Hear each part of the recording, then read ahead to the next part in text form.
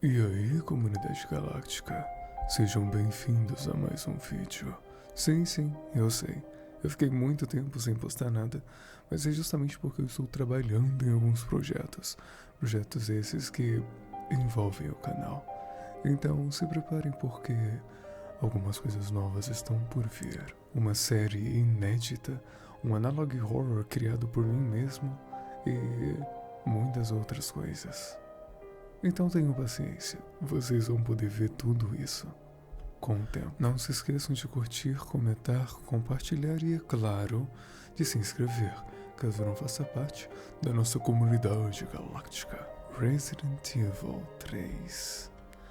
Em setembro de 1998, faz apenas alguns meses desde o incidente nas Montanhas Arklay, quando Jill Valentine sobreviveu ao pesadelo da mansão Spencer.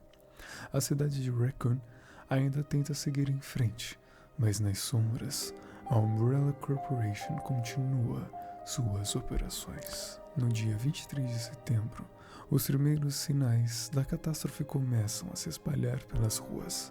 Inicialmente, são relatos isolados, ataques estranhos, surtos de violência e pessoas em estado febril vagando pela noite. Mas em questão de horas, bares, bairros inteiros e até hospitais são tomados. Entre os dias 25 e 27, a situação se torna insustentável. A delegacia de polícia de Raccoon é transformada em um abrigo improvisado, mas a pressão aumenta rapidamente. Ataques de criaturas desconhecidas, civis infectados rompendo barreiras e, aos poucos, cada área segura vai caindo. Então chegamos ao dia 28 de setembro, o momento em que Resident Evil 3 realmente começa.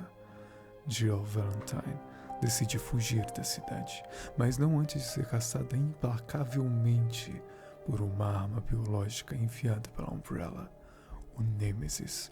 É neste mesmo dia que ela encontra Carlos Oliveira e a equipe sobrevivente da UBCS, iniciando uma corrida desesperada para alcançar um ponto de evacuação. Enquanto Jill Valentine luta para sobreviver, os eventos de Resident Evil 2 ainda não começaram. Eles só vão se desenrolar nos dias 29 e 30 de setembro, enquanto Jill permanece inconsciente após ser infectada pelo parasita do Nemesis. Durante esse intervalo, Carlos arrisca a própria vida para invadir o hospital e encontrar uma cura. Jill desperta nas primeiras horas do dia 1º de outubro. O tempo é curto. O governo decidiu que a única solução para conter o surto é destruir completamente Raccoon City com um míssil nuclear. Em sua última missão dentro da cidade, Jill enfrenta as formas mais monstruosas de Nemesis e confronta Nikolai, o traidor da UBCS, que está ali para coletar dados e garantir o lucro da Umbrella. Horas depois, Jill e Carlos deixam Raccoon City para trás, e quando o sol começa a nascer, a cidade é obliterada por uma explosão que marca o fim de milhares de vidas e o início do fim para a própria Umbrella Corporation. Depois do incidente da mansão, em 1998, Jill Valentine voltou para Raccoon City carregando duas certezas. A Umbrella Corporation era responsável pelo horror que ela viu nas Montanhas Arklay, e a polícia local não estava disposta a encarar essa verdade. O relatório oficial minimizou as mortes. A imprensa recebeu versões filtradas e dentro do próprio departamento de polícia de Raccoon, as portas se fecharam. O chefe Brian Irons abafou denúncias, deslegitimou os Stars e espalhou a versão de que tudo não passava de delírios e histeria pós-trauma. Os sobreviventes foram afastados, realocados ou simplesmente silenciados. Na prática, a Stars foi desmontada. Para Jill, isso não foi o fim. Foi o começo de outra batalha. Ela tentou seguir o caminho correto. Relatórios internos, contatos na promotoria, jornalistas e qualquer um que pudesse levar as provas adiante. O problema é que Raccoon City era há anos um organismo que dependia da Umbrella. Dinheiro empregos, doações e parcerias. Quando a raiz está em toda parte, cortar um galho não derruba a árvore. A cada tentativa, Jill batia no muro das influências, subornos e medos. Enquanto isso, pesadelos a perseguiam. As noites eram povoadas por memórias da mansão, corredores estreitos, portas que rangem devagar, uma respiração que você ouve sem saber de onde vem. O corpo de Jill havia saído de Arklay, mas a mente ainda estava lá. A dissolução da Stars criou uma ferida particular. A equipe era mais do que um grupo tático. Era a ideia de que alguém em Raccoon City responderia quando o pior acontecesse. Ver esse símbolo ser triturado por interesses políticos corroeu a confiança de Jill na própria intuição que ela serviu. Não foi desilusão pura e simples, foi lucidez. Se a polícia não ia se mover, alguém precisava, e foi por isso que Jill ficou.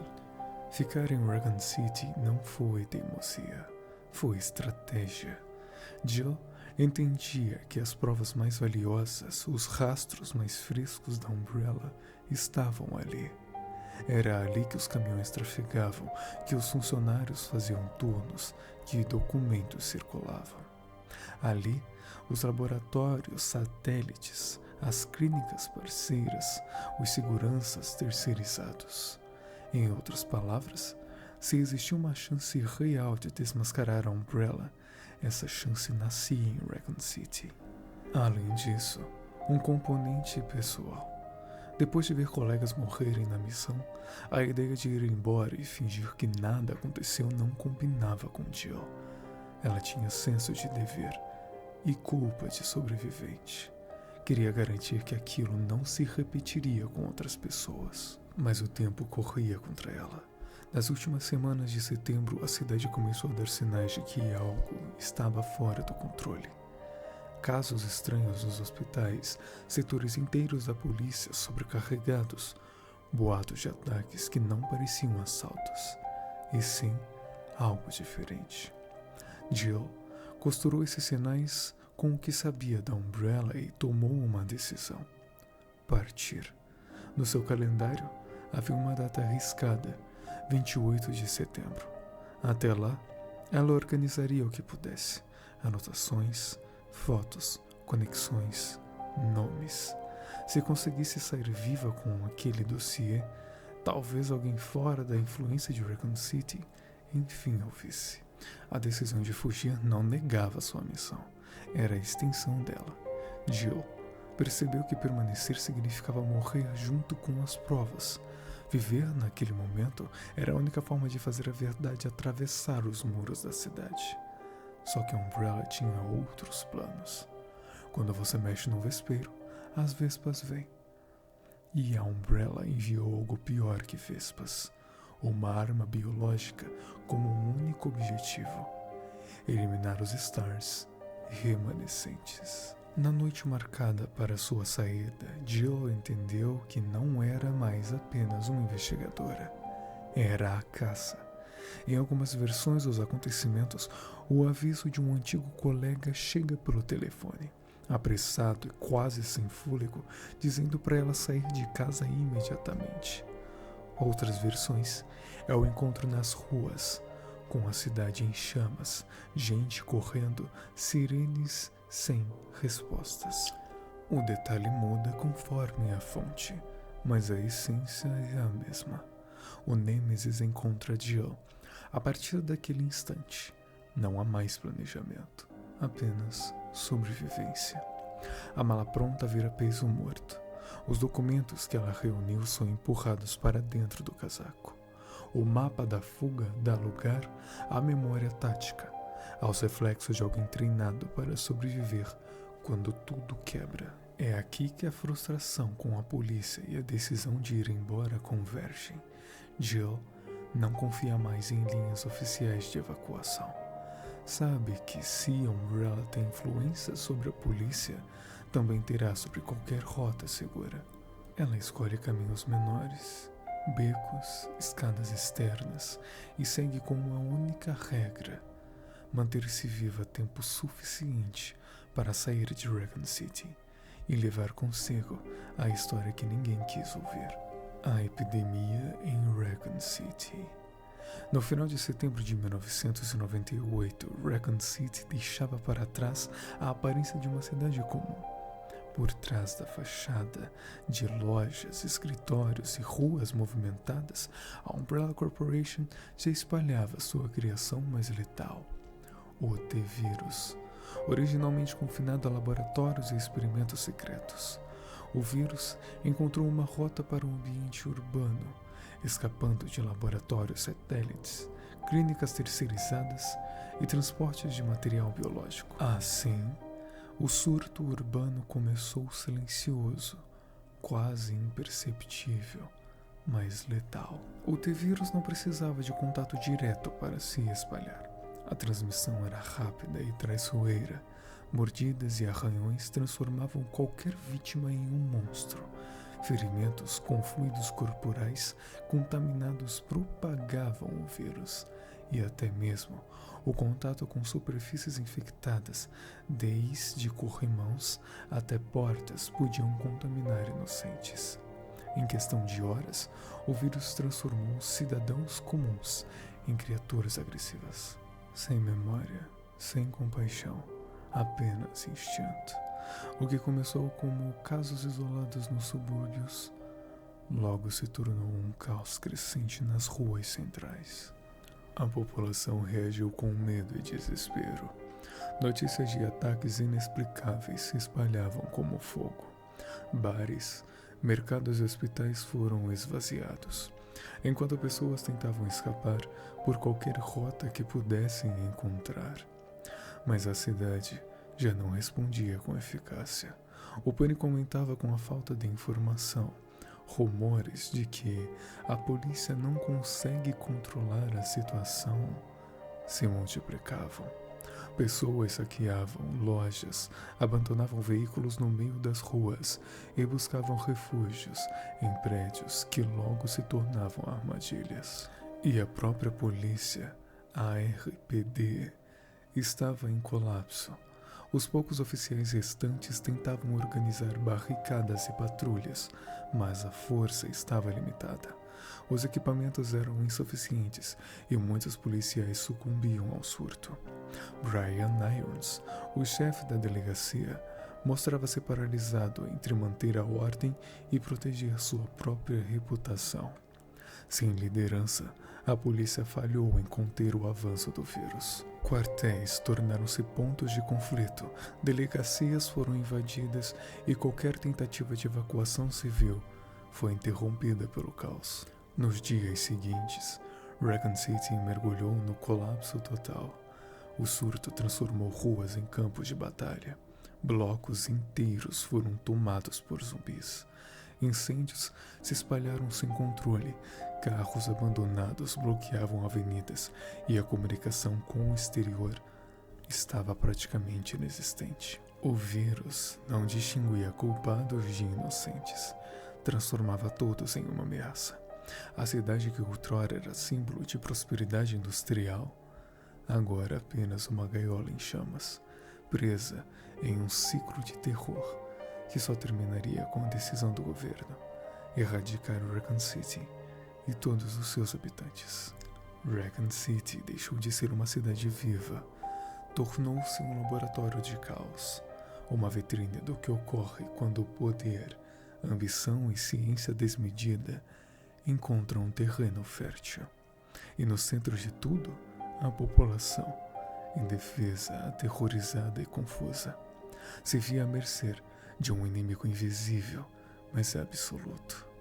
A epidemia não era apenas uma doença, era o fim de uma civilização local, uma catástrofe construída em segredo e liberada sobre uma cidade inteira. No coração da Umbrella Corporation, nos laboratórios da Europa, surgiu uma das mais terríveis criações da humanidade, o Nemesis T-Type. Diferente dos Tyrants comuns, que já haviam se mostrado armas biológicas devastadoras em confrontos anteriores, o Nemesis foi projetado para ir além da força bruta. Não apenas um monstro, era um caçador inteligente, implacável e capaz de perseguir um alvo específico até o fim. Enquanto o Tyrant do Resident Evil 2 era uma máquina de destruição quase cega, focada em eliminar qualquer ameaça ou intruso, o Nemesis trazia uma diferença fundamental. Ele possuía capacidade cognitiva limitada, mas suficiente para rastrear, analisar e adaptar suas ações de acordo com o comportamento da vítima. A Umbrella queria mais do que caos aleatório. Eles queriam resultados, e para garantir isso, implantaram o parasita Ni-A em seu organismo. Esse implante não apenas amplificava sua força fisicamente, resistência e velocidade, mas também conferia a habilidade de reconhecer e priorizar membros da STARS, transformando o Nemesis em um verdadeiro assassino programado. A missão do Nemesis era clara: eliminar todos os sobreviventes da STARS que ainda pudessem representar uma ameaça à Umbrella, começando por Jill Valentine. Cada encontro com ela era meticulosamente calculado. O monstro estudava rotas, esperava pacientemente em becos e corredores, e podia aparecer onde menos se esperava, tornando qualquer tentativa de fuga extremamente arriscada. Sua inteligência era primitiva, mas assustadoramente eficaz. Ele podia se adaptar às armas usadas contra ele, perceber rotas de fuga e, de certa forma, antecipar as decisões de Jill. Além disso, o Nemesis possuía um arsenal próprio, desde braços mutantes capazes de esmagar qualquer barreira até armas de fogo rudimentares fornecidas pelos próprios cientistas da Umbrella. Cada confronto não era apenas um ataque físico, mas um teste psicológico. Ele surgia quando a vítima se sentia segura, transformando ruas, edifícios e corredores em armadilhas letais. Sua presença constante criava um terror onipresente. Não importava onde Jill estivesse, o Nemesis podia aparecer a qualquer momento. O que torna o Nemesis tão memorável não é apenas sua força descomunal, mas sua persistência absoluta. Diferente de qualquer outra criatura, ele não cansa, não recua e não desiste. Ele persegue, caça e elimina, movido pelo Ni-A e pela programação da Umbrella. Em essência, ele é a combinação perfeita de ciência, violência e estratégia. Um monstro que não apenas destrói, mas persegue seu alvo com inteligência calculada, tornando cada instante de sobrevivência de Jill um verdadeiro teste de engenhosidade, coragem e resistência. Enquanto Jill Valentine enfrentava o pesadelo crescente nas ruas de Raccoon City, outra força surgia na cidade carregando um objetivo diferente: a UBCS, a Umbrella Biohazard Countermeasures Service. Essa unidade não era apenas um grupo de mercenários armados, era uma força-tarefa criada pela própria Umbrella, mas com intenções cuidadosamente camufladas. Oficialmente, a UBCS havia sido recrutada para conter a epidemia e resgatar civis. Na prática, porém, o interesse corporativo sobrepunhava-se à sobrevivência da população. Entre os membros mais notáveis estava Carlos Oliveira, um soldado de elite treinado para situações de alto risco, recrutado por sua experiência em operações especiais. Carlos era conhecido por sua habilidade de reagir rapidamente em cenários caóticos e pelo instinto de proteger inocentes. Ele representava o lado humano da UBCS, alguém que ainda acreditava que poderia salvar vidas em meio ao desastre que a Umbrella havia criado. A UBCS era composta por diversas divisões. Havia mercenários, especializados em combate urbano e extermínio de ameaças biológicas, cientistas, responsáveis por coletar dados sobre o T-vírus, documentar mutações e experimentar métodos de contenção, e supervisores, como Nikolai Zinoviev, encarregados de garantir que os objetivos corporativos fossem cumpridos, mesmo que isso significasse sacrificar membros da equipe ou civis. Cada divisão tinha uma função, mas a hierarquia sempre priorizava os interesses da Umbrella. Dentro desse contexto, figuras como Mikhail Victor e Tyrell Patrick desempenhavam papéis estratégicos. Mikhail era um líder de campo que coordenava as operações de extração e resgate, arriscando-se pessoalmente para proteger sua equipe.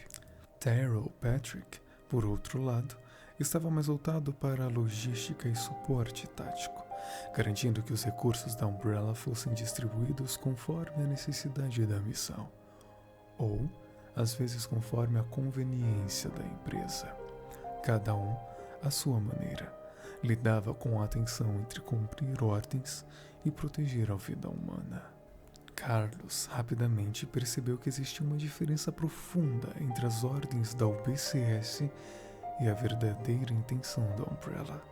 Enquanto os mercenários e cientistas buscavam capturar dados e controlar a situação, a Umbrella via cada soldado apenas como uma ferramenta, testadores vivos, observadores de comportamento do T-Vírus e, se necessário, sacrifícios para garantir a integridade corporativa. Isso criava um dilema moral constante. Para Carlos, proteger civis e ajudar a Jill Valentine tornou-se prioridade, mesmo que isso significasse desobedecer ordens diretas. A presença da UBCS em Raccoon City era, portanto, um paradoxo. Eles eram enviados para conter a epidemia, mas também eram instrumentos do próprio desastre. Soldados como Carlos, motivados por ética e dever, entravam em conflito com a realidade brutal da missão.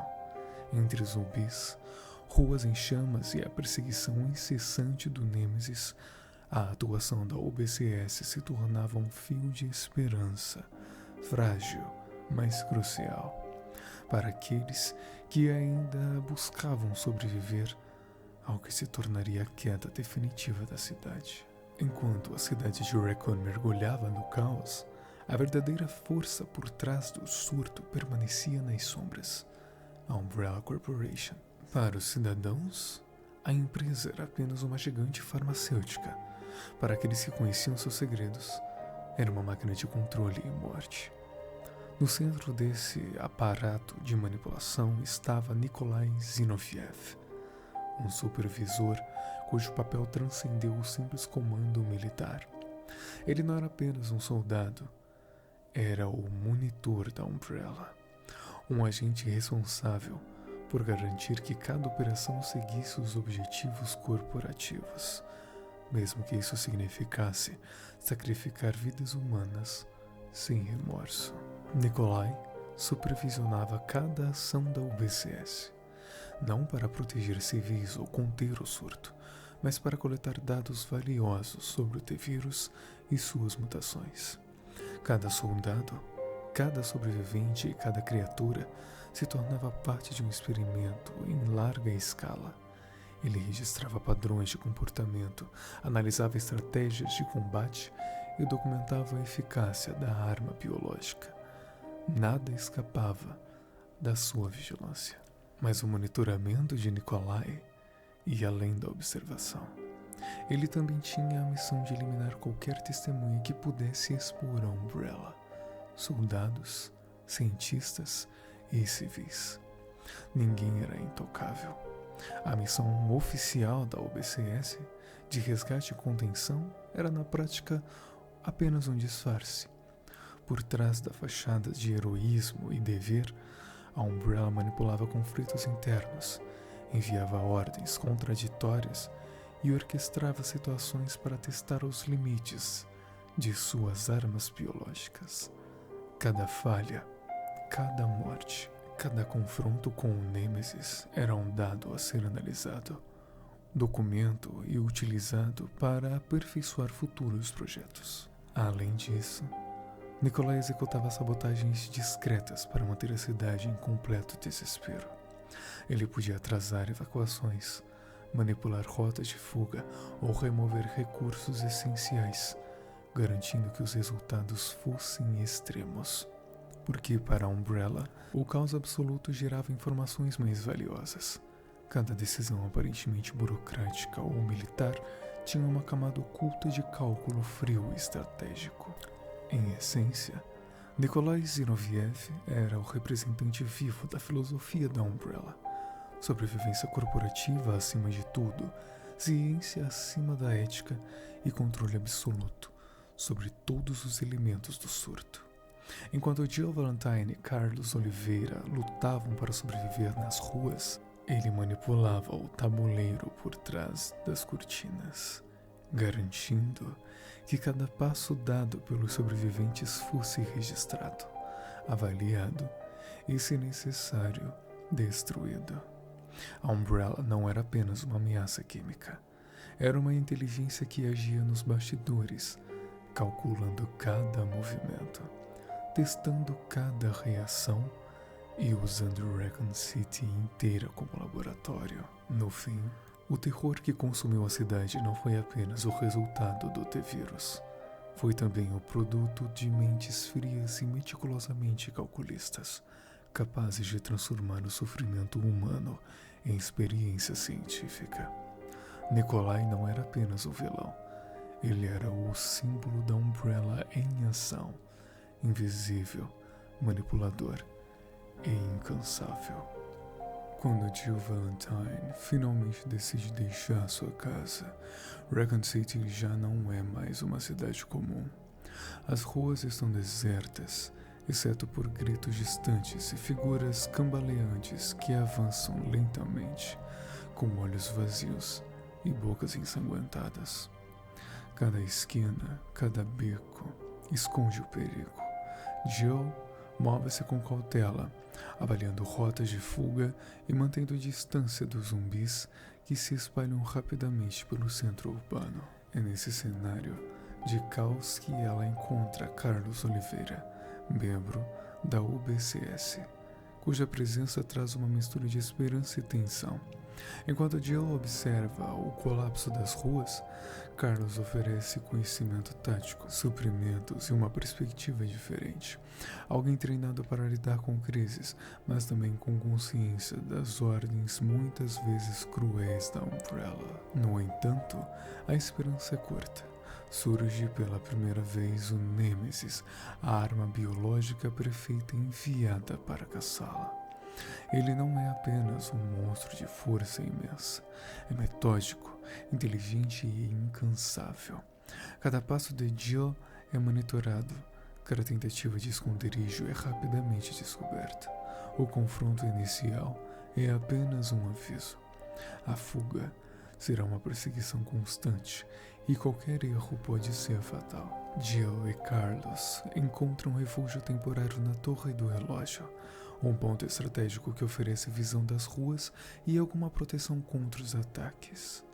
Aqui, a dupla traça um plano para evacuar civis e sair da cidade. É um momento de respiração, uma trégua no meio do inferno urbano. Mas a Umbrella não planejou facilitar as coisas. O plano de evacuação rapidamente entra em colapso. As barricadas são destruídas, rotas de fuga bloqueadas e o Nêmesis reaparece com força total. Durante o confronto, Jill é atingida pelo parasita Ni-A, o implante que transforma o Nêmesis em seu perseguidor absoluto. A infecção a enfraquece, criando uma urgência ainda maior.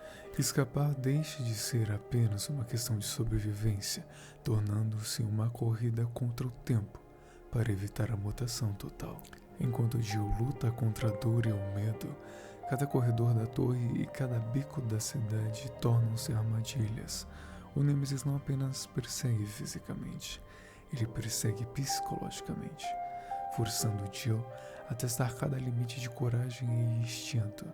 A cidade inteira se torna uma prisão, e a Torre do Relógio, embora segura por algumas horas, não oferece mais proteção.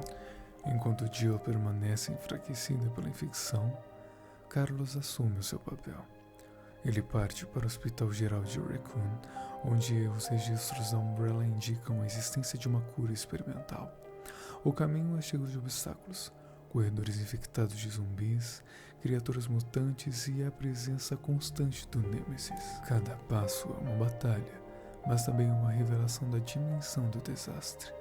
O hospital não é apenas um lugar de tratamento, é um epicentro de horror e experimentos, mostrando o quão profunda a Umbrella havia corrompido a cidade. Carlos consegue sintetizar a cura e retornar a Jill. Sua recuperação não é imediata, mas oferece força suficiente para que ambos avancem em direção ao seu objetivo. O local onde a Umbrella mantém as instalações cruciais. É uma corrida desesperada contra o tempo, contra o Nêmesis e contra o próprio colapso de Raccoon City. Cada corredor da fábrica é uma armadilha, cada sala um teste de resistência física e mental, mas Jill, com sua experiência, coragem e agora curada pelos esforços de Carlos, enfrenta o monstro em sua forma final e avança, mantendo acesa a chama da sobrevivência e da esperança. Enquanto o surto do T-Vírus consumia cada rua e cada edifício, a situação em Raccoon City tornou-se insustentável. As autoridades federais dos Estados Unidos, cientes da impossibilidade de conter o vírus e do fracasso total das forças locais, tomaram uma decisão drástica: erradicar completamente a cidade com uma arma nuclear. Para o governo, Raccoon City havia se tornado um laboratório de caos vivo. Cada sobrevivente, cada criatura, era considerado um risco para o restante do país. Todas as tentativas de evacuação, tão meticulosamente planejadas, falharam. As rotas estavam bloqueadas por zumbis, barricadas destruídas e o próprio Nêmesis ainda perseguia qualquer alvo que tentasse escapar. Helicópteros de resgate eram abatidos ou forçados a recuar. Estradas estavam congestionadas por civis desesperados e veículos abandonados. O pânico tomou conta dos poucos que ainda tentavam fugir. Era um cenário de completo colapso, medo, desespero e morte espalhados por todos os cantos. O governo estabeleceu um ultimato, marcando o horário exato em que o míssil seria lançado. Não havia negociações, não havia exceções. Para aqueles que ainda esperavam, cada minuto final tornava-se preciso. Jill Valentine e Carlos Oliveira, que ainda atravessavam ruas infectadas, enfrentando monstros e escapado do Nêmesis mais de uma vez, agora corriam contra o tempo absoluto. Cada passo era contado, cada beco, cada corredor, um teste de sobrevivência. Nos últimos minutos da explosão, Raccoon City parecia suspensa entre vida e morte. Civis correndo em desespero, prédios em chamas, zumbis nas ruas e o frio cálculo da Umbrella contrastando com o terror humano. Jill e Carlos finalmente alcançam um ponto de evacuação, fugindo nas margens do colapso. À medida que o míssil nuclear atinge seu alvo, uma onda de calor e luz consome toda a cidade. Raccoon City, símbolo de ambição corporativa, segredos científicos e descuido humano, deixa de existir em questão de segundos. E, enfim, o confronto final. Após atravessar suas ruas destruídas, prédios em chamas e escapar das emboscadas do Nêmesis, Jill Valentine chega ao momento que definiria sua sobrevivência: o confronto final contra a arma biológica mais implacável já criada pela Umbrella. O Nêmesis não é mais o monstro que surgiu pela primeira vez nos becos da cidade. Após múltiplos confrontos e danos graves, ele começa a demonstrar formas mutantes avançadas, evoluindo fisicamente para superar qualquer ataque que Jill tenha conseguido aplicar. Seus músculos se expandem, a pele se rompe em placas grotescas e tentáculos ou protuberâncias surgem, transformando-o em uma figura quase irreconhecível. Cada mutação do Nêmesis não é apenas estética. Sua força aumenta, sua resistência torna-se quase impossível de penetrar e seus ataques ganham novos padrões, mais imprevisíveis. Ele adapta-se rapidamente às armas convencionais, obrigando Jill a repensar cada movimento e a recorrer a tudo o que tem à disposição.